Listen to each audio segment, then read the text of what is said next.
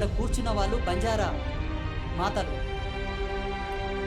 ప్రపంచవ్యాప్తంగా బంజారాలు ఎక్కడున్నా కూడా గర్వంగా గుండె మీద చేసుకొని చెప్పొచ్చు. ఎందుకో తెలుసా? వాళ్ళు రాజపూతుల వంశం వాళ్ళని. ఒకప్పుడు ఈ భూమండలాన్ని పరిపాలించారు వాళ్ళు. వాళ్ళకు మంచితనం అనేది అలంకారం, మోసం చేయడం రాదు. మంచితనము చేత ముష్కరులు వచ్చి వాళ్ళ రాజ్యాలను ఆక్రమించి రాజ్యాల నుంచి బహిష్కరించడం వలన కొండలనక, గుట్టలనక, ఎండనక, వాననక, రాయనక, రప్పనక కన్న కష్టాలు పడి ఈరోజు వాళ్ళని షెడ్యూల్డ్ క్యాస్ట్ కింద అంటగట్టింది భారత రాజ్యాంగం. ఈ దేశానికి అసలైన వారసులు వాళ్ళే.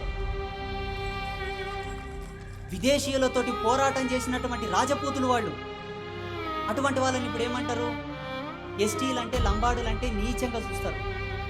చరిత్ర తెలిసిన వాడు ఎవడనొచ్చి మాట్లాడని చూస్తా.